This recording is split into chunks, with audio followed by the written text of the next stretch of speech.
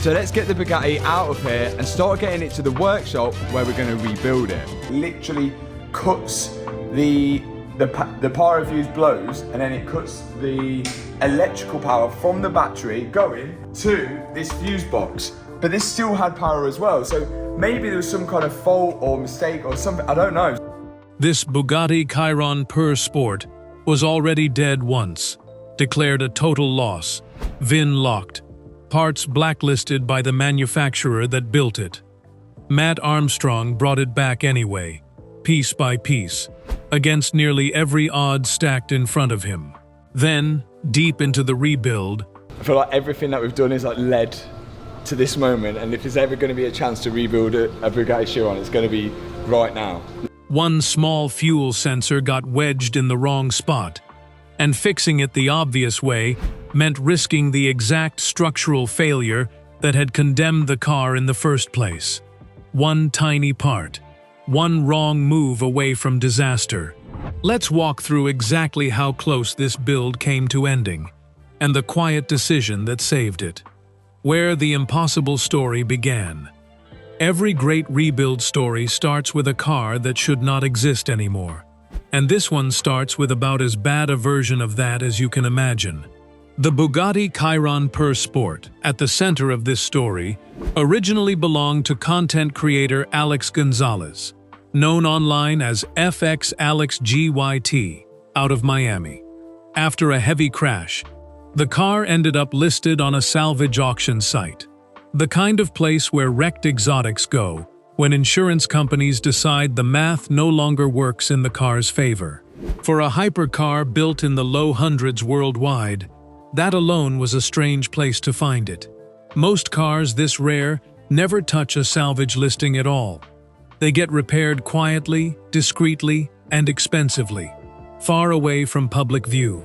This one did not get that treatment. The damage was not cosmetic. The front end had absorbed the worst of the impact.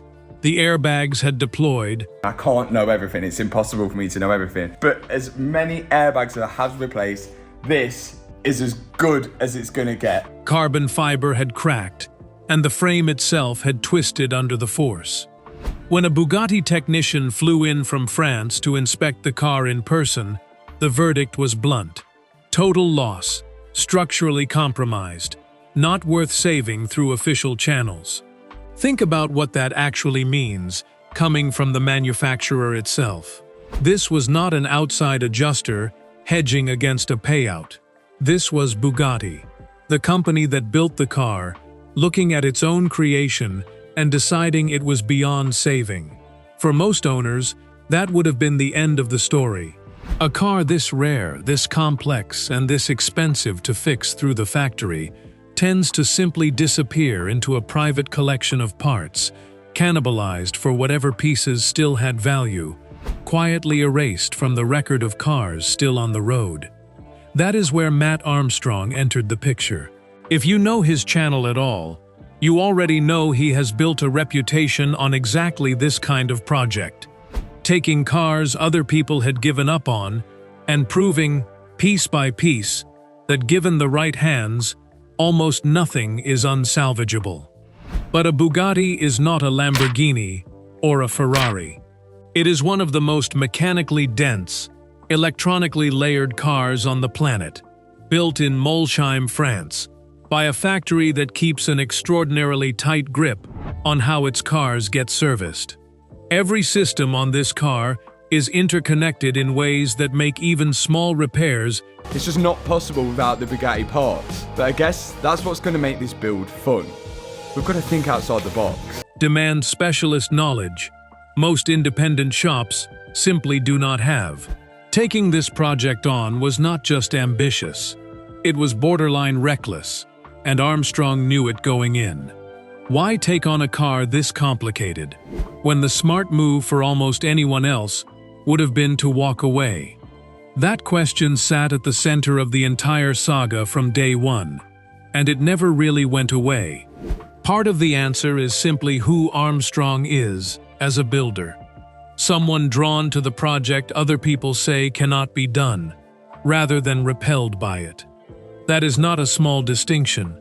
Plenty of skilled mechanics would have looked at this exact same wreck and passed without a second thought, not out of fear, but out of plain common sense. But part of the answer is also more practical. A Bugatti this badly damaged. Bugatti, like it or not, we're going to start it. Every single damaged part on this car needs to be taken off, and then we can work out how we're going to fix it.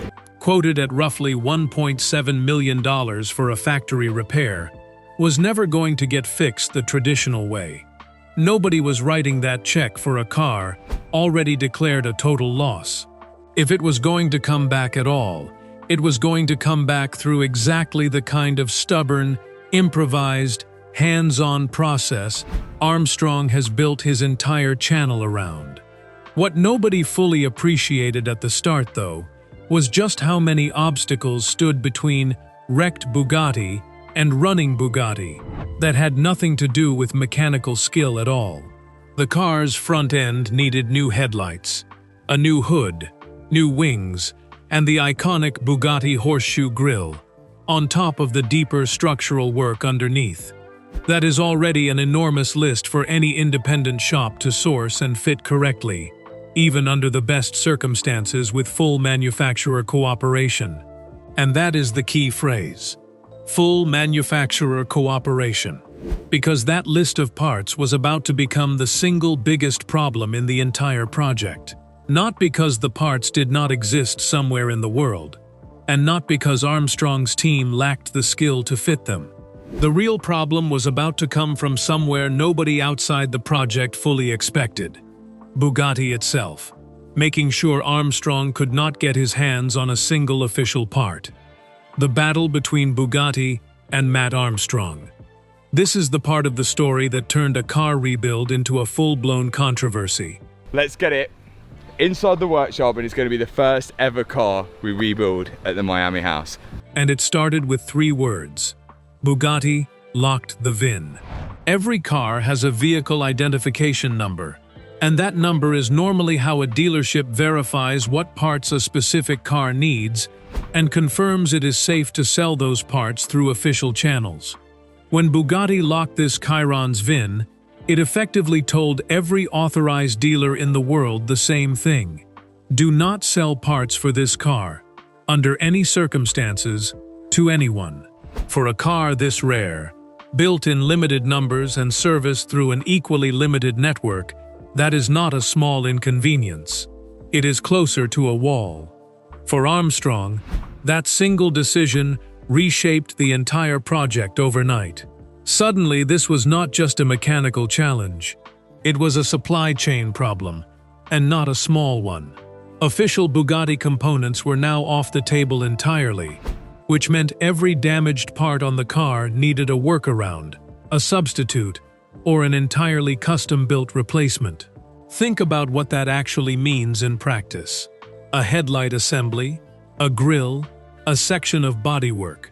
Parts that on almost any other car you could simply order and bolt on, suddenly required hours of research, fabrication, or creative sourcing just to find an equivalent. Is it possible to rebuild one of the most technically advanced cars in the world without a single genuine part from the manufacturer that built it? That question hung over the entire project, and Armstrong was determined to answer it with a yes.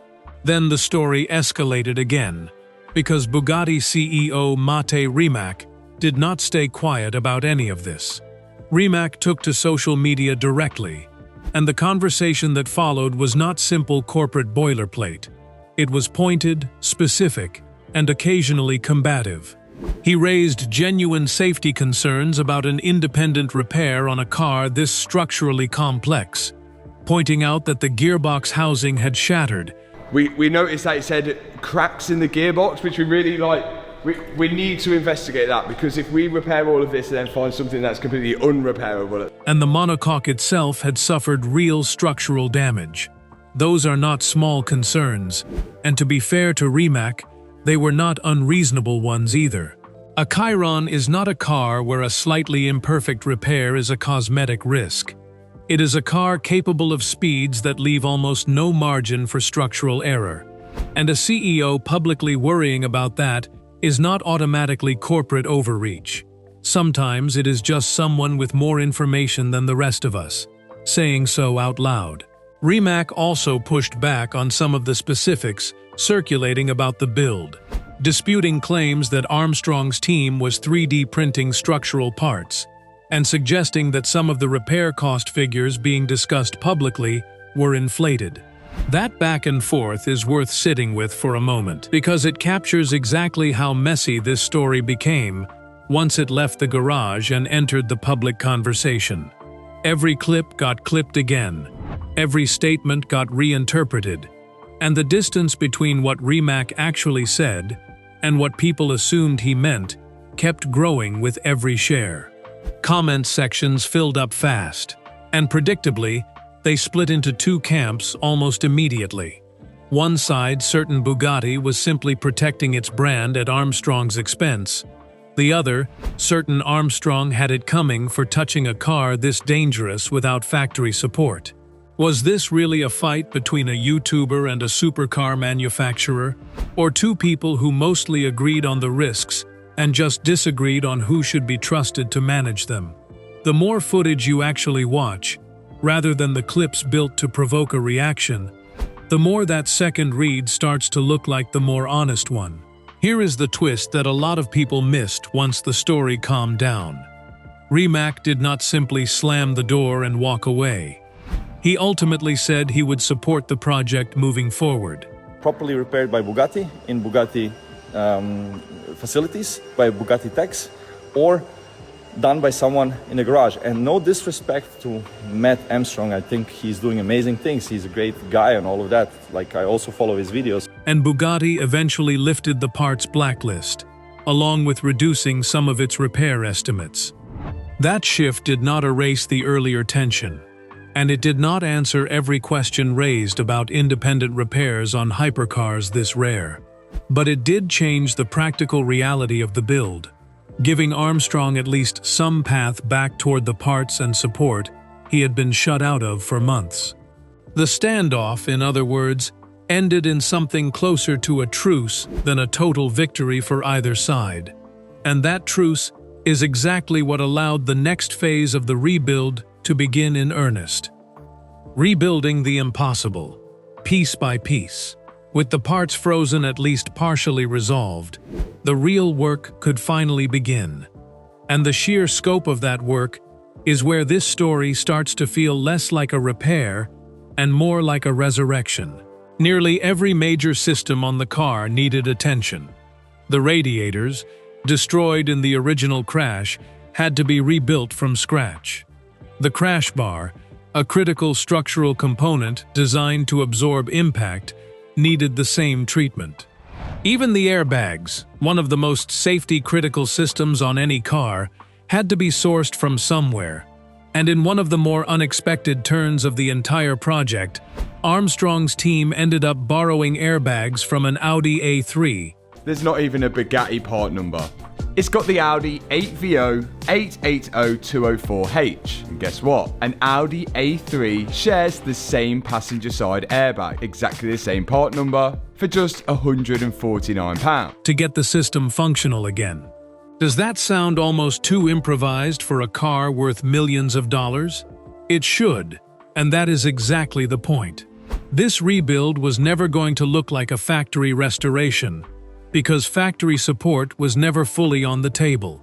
Every solution had to be earned through creativity, rather than simply ordered from a parts catalog.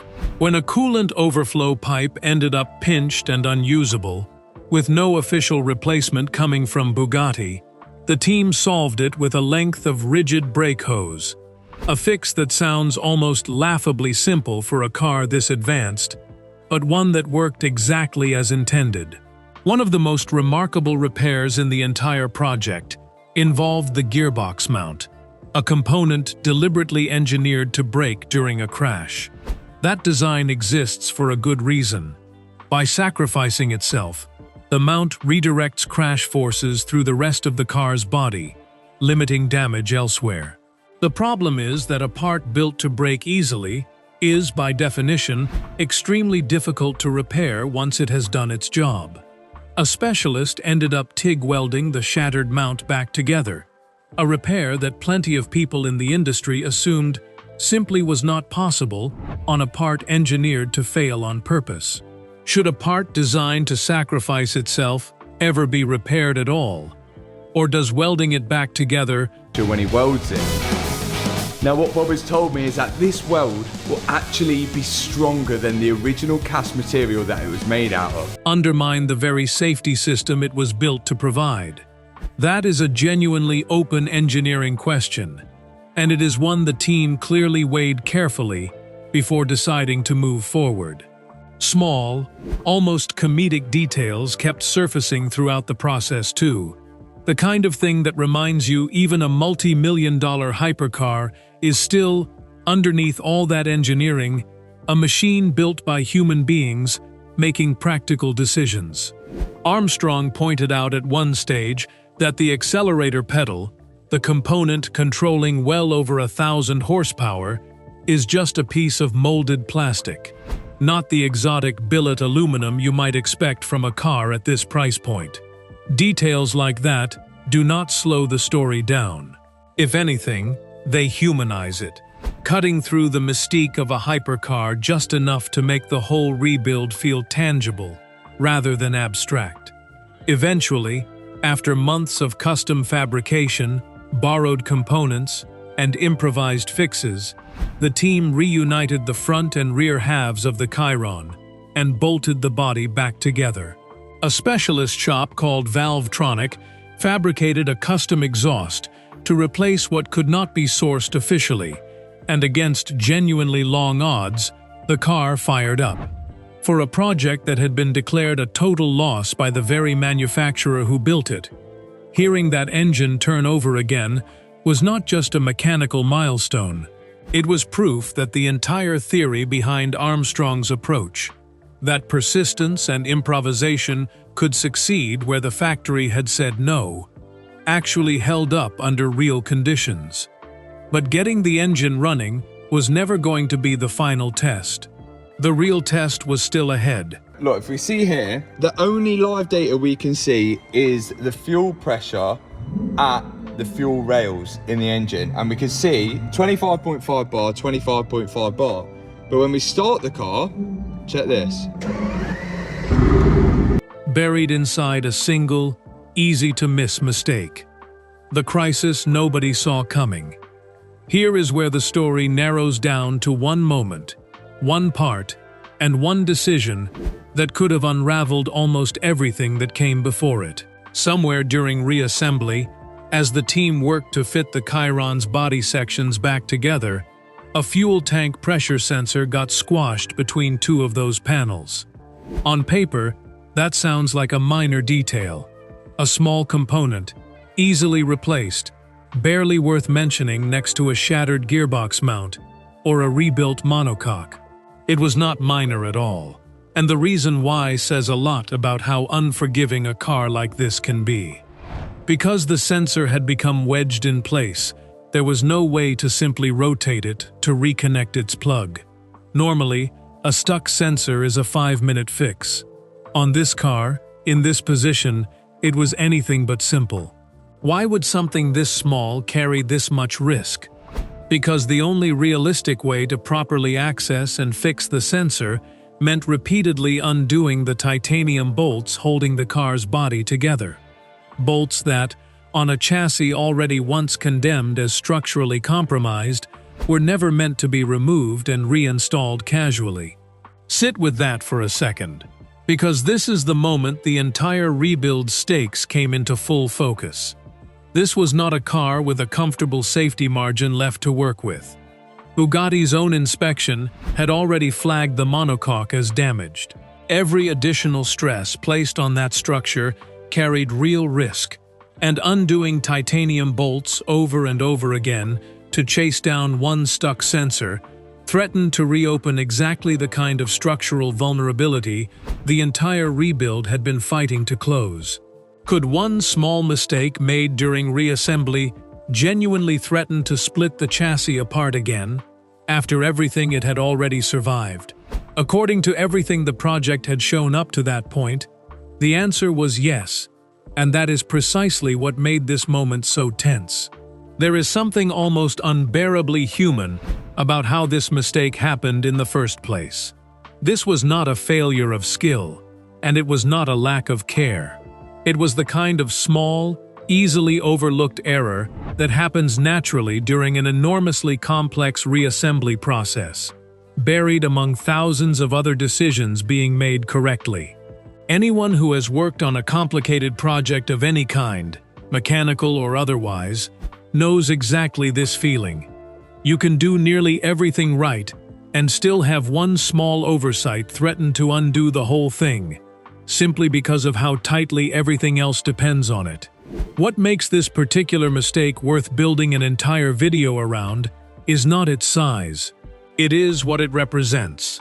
After months of fighting a manufacturer's parts blacklist, sourcing components from an entirely different car brand, and welding back together a part engineered to shatter, the single biggest threat to the entire project turned out to be something as small as a sensor wedged in the wrong spot.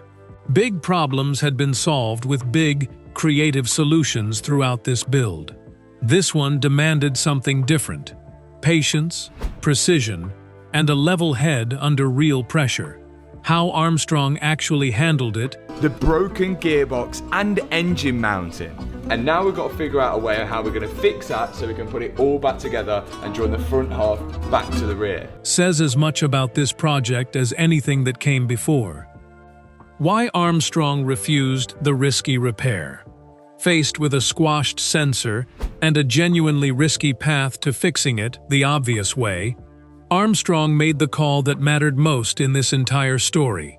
He chose the option that avoided unnecessary risk to the chassis altogether. Rather than repeatedly undoing titanium bolts to chase a fix that might not even hold, he decided the smartest and safest path forward was simply replacing the damaged sensor outright. It was, in a sense, the least dramatic solution available. No dramatic rescue, no clever workaround borrowed from an unrelated car brand, just a straightforward replacement, chosen specifically because it minimized further stress on a structure that had already been through enough. But Armstrong did not stop at simply solving the immediate problem. He also modified the access point around the sensor, carefully cutting a small opening that would allow the team to reach it directly in the future, without ever needing to pull the engine again to get there. That single decision reframed the entire mistake.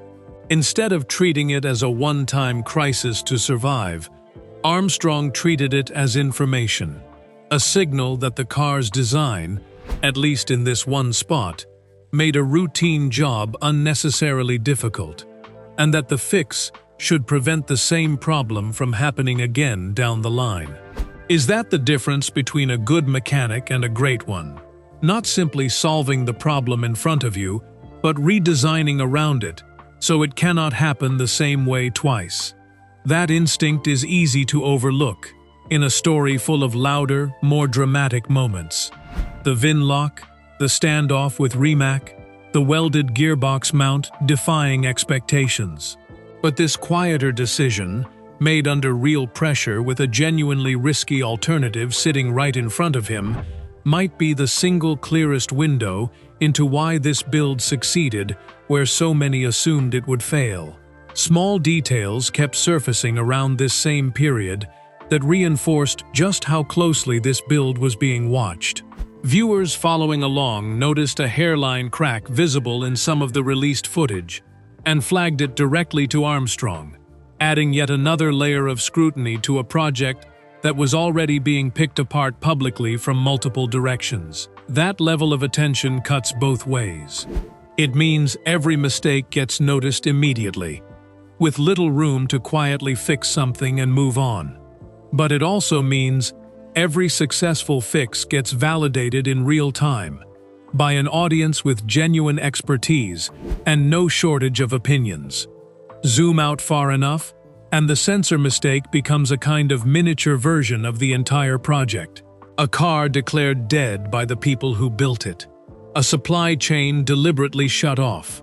A structure already flagged as compromised, with almost no margin left for additional error.